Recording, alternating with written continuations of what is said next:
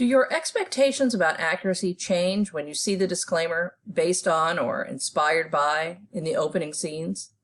Although many of the stories we have been examining in this course have been rooted in history, in this section we will be looking at the films and books that were produced very soon after the events they're being portrayed. The advantage of this immediacy is that there are plenty of witnesses and evidence to support or refute the versions of events being presented. All the President's Men, both the book and the film, are almost 50 years old now, but they were made almost immediately after Nixon's resignation. At the time, and even now, it was easy to find interviews with the actual people involved, as well as piles of news coverage of both the White House scandal and the process by which these two reporters brought Nixon down. By the time the film came out, everyone knew everything. The more famous the incident is, the harder it is to alter the story, because people will know what's been changed.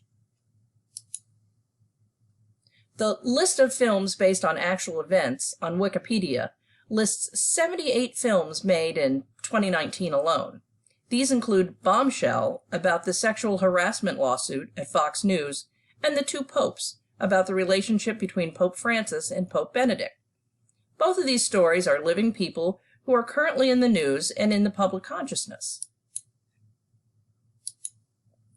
But that list also includes The Personal History of David Copperfield, which is an adaptation of a Charles Dickens novel and is in no way a true story, and The King, which is based on Shakespeare.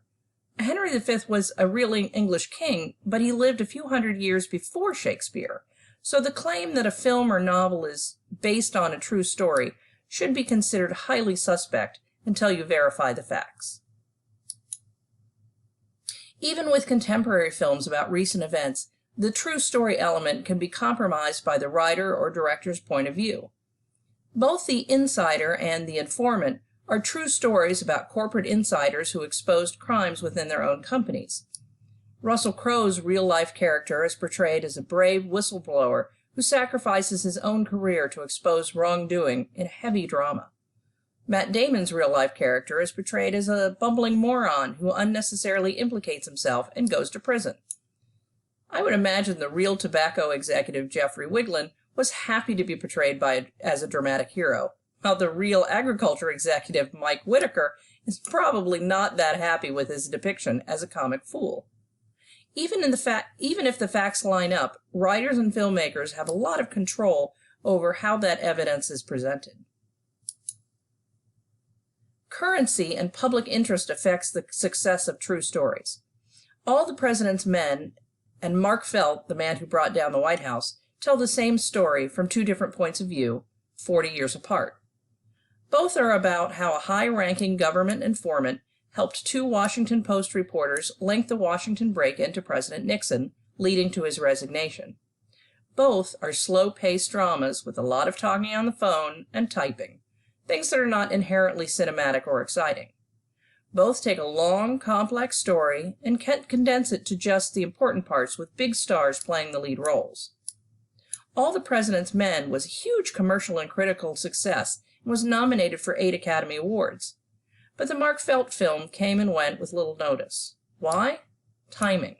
In 1976, people really cared about the story. It was front-page news, and the true identity of the informant was still unknown and widely speculated about. By 2017, the story was old news, so the commercial success of the contemporary true stories depends a lot on short-term public interest. What do you think when you see disclaimers like this one on a film or TV show? It seems straightforward enough. But the quote in purple on the lower right is from Return of the Living Dead, and the last one in blue is from Fargo, neither of which is a true story. Although the crime film Fargo could possibly have been true, the Living Dead did not really return because the zombies were never here in the first place.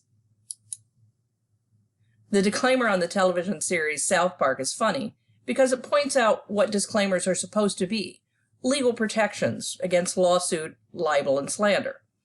But these statements do not carry any legal weight at all, which is why writers can make claims about truth and accuracy so casually. How complete does a true story need to be? Where do we draw the line between an accurate representation and an oversimplification? It's impossible to cover every detail of any story and still make it a watchable length, much less cover all the viewpoints of all the people involved. Actual people living real lives are much more complex than can be reproduced in a novel or film, and events can be described differently by every person involved. Do these films reproduce every detail of the events portrayed? Do they need to in order to tell an accurate story? In your review, consider if the story is sufficiently accurate, but also detailed to make sure the true story claim.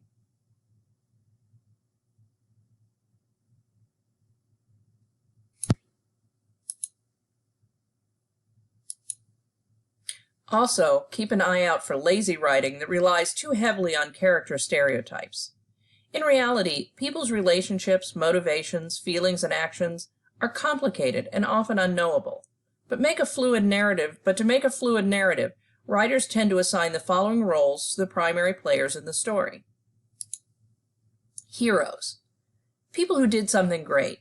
Courtroom investigative journalism, medical, inspirational teacher stories are easy to fit into a standard format. Our hero tries to do the right thing. Obstacles are put in their way by powerful people, politics, or society, but our hero keeps fighting and finally triumphs. Or, in the case of a civil action, fails to win the case, but still prevails by having his story made into a major motion picture starring John Travolta. So the hero narrative is not always so black and white. Captain Sullenberger's story is so short and simple that they had to invent a conflict to stretch the story out into a movie. Captain Phillips's story, on the other hand, sparked conflict and controversy. It's great to have Tom Hanks play you in a movie, not so great to have your coworkers go on national TV to call you an incompetent who caused the hijacking in the first place. The next easy category is the victim. Stories about people who endured something terrible, such as a tidal wave, hijacking, or a mine collapse. Action and danger are exciting, but it can be hard to get people to watch people suffering, especially if you've already followed the events in the media as they unfolded. Misery is a tough sell as an entertainment. In stories about villains, the bad guy is often the main character, which often turns him into a hero. The act of writing a book or making a film about a villain can create a celebrity, and fame is often a reward that outweighs whatever punishment or humiliation the criminal received for his actions.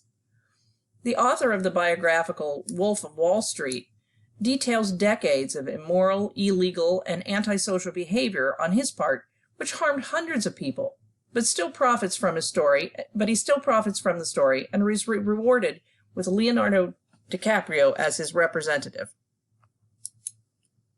And while we're thinking about celebrities, there's a whole industry based on producing fake news about real people.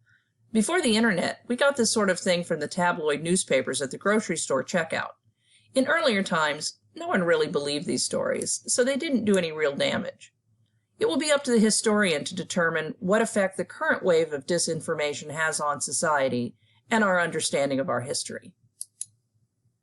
Even if it's all true, narrative structure has to be created to fit into a saleable format such as a book, TV show, or film.